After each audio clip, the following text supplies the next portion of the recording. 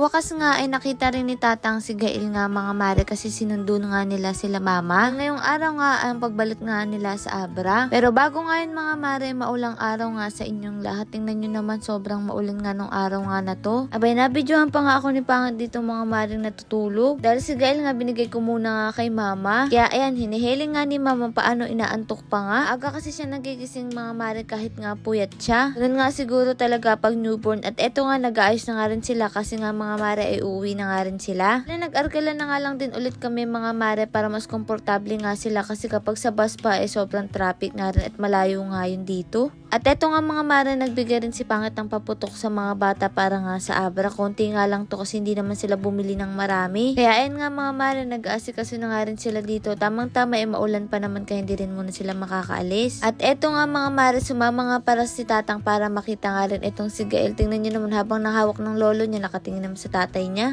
Buti na nga lang ng mga oras na to ay gising nga siya mga mare, tinititigan niya pa nga yung lolo niya. Balik kasi yung inarkilangan natin mga mare sa sakyan ay kamag-anak nga rin nila dun sa Abra kaya nakasama nga ito si Tatang. And nga mga mare, sa wakas nagkita na nga silang maglolo at eto nga pinadalan nga namin ng barley si Kuya Bryle. Dahil wala na nga daw siyang stock doon, wala nga lang puro kasi mas gusto niya nga ang puro. At eto nga mga mare, kapag gusto nyo rin ng barley ay meron nga tayong promo ngayon kaya i-avail nyo na. At ang dami pa nga nating pa-freebies kaya mga mare wag nyo sayangin, sayang din ang matitipid nyo. O siya, eto nga maglola, binuhat na nga rin mga mare si Gail ni Inang kasi nga syempre sinusulit na nga daw niya kasi nga auwi na nga ulit sila. Kung medyo matagal-tagal pa nga rin mga mare ang pagpunta nga natin doon. At eto nga mga mare, yung nabili nga nilang speaker, ilalagay na nga lang sa labas kaya binalot na nga lang din. Dahil kung sa loob pa, hindi na nga sila mga mare magkakasya. Sa totoo lang, ang laking bagay din talaga mga mare kapag may sarili kang sasakyan. Lalo na nga na malayo nga mga mare yung Abra sa atin. Kaya talagang kailangan din talaga natin ng sasakyan para sa ganun kahit anong oras natin gusto yung umuwi, makakauwi nga tayo. Hindi natin iniisip yung pamasahe. Sana nga mga mare magkaroon tayo ng van at pag-iipunan nga natin yun. O siya, eto, hinatid na nga rin namin sila dito mga mare. At ayan, nagpaalam na nga rin si mama at etong mag-ama nagyakapan nga din. Aba mga mare, hindi ko alam bakit napakamay nga ako dito kay tito. Dahil magbamano nga dapat ako at eto nga si Pangit mga mare, kumakap na nga rin. Ang galing nga, halos 10 sila, nagkasya sila dito sa sasakyan. Nagpaalam na nga rin sila kasi malayo-layo pa nga yung biyahe mga mare. Mas mahaba kasi ang biyahe kapag nga umaga kaysa nga sa gabi kasi nga pag umaga traffic, kapag gabi ay talagang dire-diretso nga. At ayan, inantay lang din namin silang makalas at eto nga mga maring binili nila, ako na nga rin ang kumain. Eto nga yung naging almusal nga nila mga marin kaninang umaga kaya eto kinain ko na rin kasi masaya nga. Habang eto buhat-buhat pa nga ng lola niya si Gail at maglilinis nga kan for today's video. Habang naglilinis nga si mama, nakita niya nga mga mare yung ulungan ng lechon. Dinira talaga namin yun para nga mauwi nila sa Abra kaya lang nakita ni mama sa freezer ay nandun pa nga kaya eto nga buti na lang pala tumawag kami at traffic pala sila sa may Kalumpit. Kaya ang sabi namin nung tumawag kami ay hintayin nga dun si Naki. Nga rin makatikim nga rin si Tatang kasi nga wala siya dito ng Pasko. Hindi pa naman to sira kasi tingnan yung mga mare sobrang tigas na nga niya kasi ilang araw na sa freezer. Kaya ayan, magmumotor na nga lang itong si Naki para mabilis nga sila dong makapunta. Itinadhana nga sa kanila ito mga mare, paano 30 minutes na nga nakakalipas, nandito pa lang pala sila sa Kalumpit kaya saktong-sakto nga dahil traffic daw. Pagkadating naman ni Naki mga mare, eto aalis na naman nga sila. Sa totoo lang wala na rin talagang pahinga sila Pangit. Para na nga rin silang lagari mga mare mula nga nung nagkanegosyo tayo at syempre inaasikaso din yung bukid. At eto may binigay pa nga mga maring payong si Kuya kaya nakakatuwa naman. Pupunta nga pala sila Pangit sa bukid mga mare kasi marami silang asikasuhin doon. Rin pala si Pangit mga mare pumunta dito para nga sukatan yung magiging host nga dito para hindi nga masayang yung sobra. Pero tingnan nyo naman, kitang-kita na nga na napakalaki na nga ng kamatis nga natin dito. Kaya naman si tatay naglagay na nga dyan ng alambre mga mare kasi yung kamatis kapag namumunga natutumba sayang naman. Kaya naman eto si Kuya Noli nag-asikaso na nga rin ng mga kawain na ilalagay nga sa alambre. Matagal-tagal na nga rin talagang hindi ako nakakapunta dito, halos 1 buwan na nga rin mga mare. Siguro nga kapag may bakuna nga itong si Gael mga mare ay pupunta na nga tayo dito kasi ang unang bakuna niya sa Enero pa nga. Minili lang din palang makakain sila Pangit mga mare kasi alas 12 pa nga ng mga oras nga na to kaya eto nga kumain na rin sila. Pero sila tatay nga na mahinga muna nga at kumain na nga rin kasi sila ng mga oras nga na to. Maasikaso na nga rin ito ni Pangit mga mare kasi nga si Kuya Mark Mark ay naiiwan nga dito para nga siya nalang bibili ng mga kailangan nga sa negosyo. At ako naman nga mga mare ay kayang-kaya ko na rin kahit papaano. Kaya makakapag-duty na nga tayo dun sa negosyo nga natin. Kahit siguro 2 beses nga lang sa isang linggo. Tingnan nyo mga mare, sobrang fresh na nga ni Pangit ngayon no, kahit nga nabibilad siya. At eto nga si Kuya Noli, kumain na nga din ulit. At eto naman si tatay, nagpahinga na nga rin. Nung mga oras nga na to, naisipan kong tawagan si Pangit kasi kako, baka napano na nga. Pero yun nga mga mare, tulog pala, nagalit pa nga sa akin. Mula kasi mga mare nang dumating itong si Gael, wala na rin talaga kaming tulog. Ganoon naman talaga mga mare kapag newborn, at babawi na nga lang tayo kapag malaki na nga siya.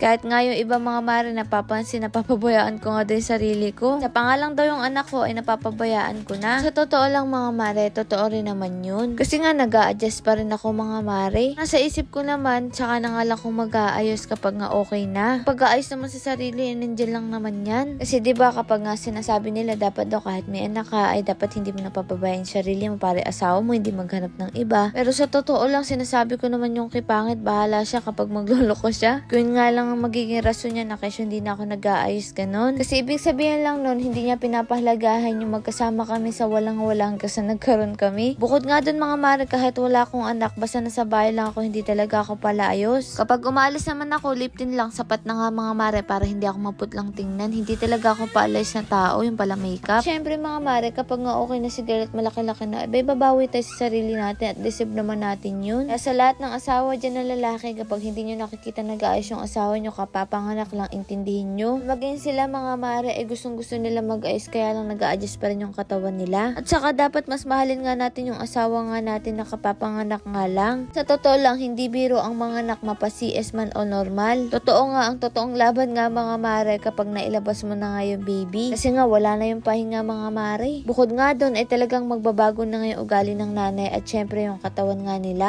Kaya ang kailangan ng asawa nilang kapapanganak lang ay suporta nga. At pag-intindi kapag mainit yung ulo nga nila. Dahil maging sila ay naguguluhan nga rin sa emosyon na meron sila ngayon pagkatapos silang mga anak. O siya mga mare, dito na nga tayo kay Pangit. Yung mga nagkalat nga na binhi dito ay nilagay niya na nga rin dito sa may plastic. Para nga sa ganun, tuloy-tuloy na nga rin ang paglaki nga ng mga gulay nga natin dito. Kitang-kita nyo naman mga mare, ang dami na nga nating tanim. Pag talaga nagsabay-sabay ngayon mga mare, naku, napakadami nating pananim at marami tayong lulutuin. Sakto kapag kumakain na nga si Gael, yan lagi papakain natin sa kanya. May mga binhi nga rin dito si Pangit, kaya naman ayan, inasikaso na nga rin niya dito. Oh. Ito rin talaga yung gusto nga ni Pangit, yung maasikaso nga ito. Kaya nga lang syempre isang nga lang yung katawan niya. Lalo na ngayon mga mare, kapag may mga kulang nga dun sa negosyo natin, ay siya ang bumibili. O siya mga mare, tingnan nyo yung upo nga natin dito, may bunga na naman nga. Habang si Kuya Noli naman, nagpapakain na nga rin dito mga mare ng itik. Sabi nga ni Pangit, dapat nga kanina ay natutulog nga daw siya, kaya nga lang ang ingay doon ng itik. Tapos nga tumawag pa ako, kaya nga ayun, hindi na daw nakuha yung tulog niya. At eto nga mga mare, naglalagay na nga rin siya dito ng tali. Ganito nga rin yung ginawa namin dati sa tanim niya nga doon sa farm na tinirahan namin. Nilagyan niya ng tali para sa ganun hindi matutumba, kasi sayang talaga mga mare kung matutumba nga lang. Kasi nga nagkakalaglagan din yung bunga noon. At eto mga mare, umalis na nga rin sila dito kasi maya-maya ay may pupuntahan na naman nga sila. Buti nga ngayon mga mare, hindi na nga maulan, makulimlim na nga lang. Kinagabihan nga, umalis na naman nga sila mga mare at bibili naman nga sila ng kailangan nga na gamit sa negosyo natin. Dito talaga namin sinasadyang bumili kasi mas mura nga dito at mas makakatipid nga tayo. Eto naman nga mga mare, sa likod nga lang to ng Centro Mall, kaya okay na okay nga. Bale kasi tinuturuan na nga rin ni Pangit si Kuya Mark para sa ganun siya na nga ang bibili at siya na nga rin ang pupunta dito mag-isa. Dahil sakto nga mga mare, etno si Kuya Mark ay may lisensya nga kaya hindi na siya mahihirapan. Tinuturo na ni Pangit yung daan nga mga mare kung saan nga siya bibili, kung ano ang gagawin niya. Ang magiging service niya na nga lang yung motor nga ni Pangit. Sakto nga rin mga mare, si Kuya Mark ay marunong din nga pala sa 4 wheels. Sabi nga namin kapag nga pinagpala tayo at nagkaroon nga tayong sasakyan, siya nga ang magiging driver, o diba? Pwede na nga rin siya magpaturo kay Kuya Mark. Sa wakas nakarating na nga sila, bumili nga lang din sila mga mare ng talbos para nga daw sa akin. At sinubukan nga rin ni Pangit etong paputok nga mga mare na pinagmamalaki niya. Paano, sobrang excited niya nga mga mare subukan yan. Abay ako ang natatakot para nga sa kanya ganito pala itsura ng mga mare. Ang ganda nga. Happy New Year sa inyong lahat mga mare. Ibigay pa nga rin tayo ng munting regalo sa mga nakapalot na share ng ating vlog. Lord, maraming salamat sa lahat ng blessing at syempre sa inyong mga mare. Paano ba yun? Bukas na lang ulit.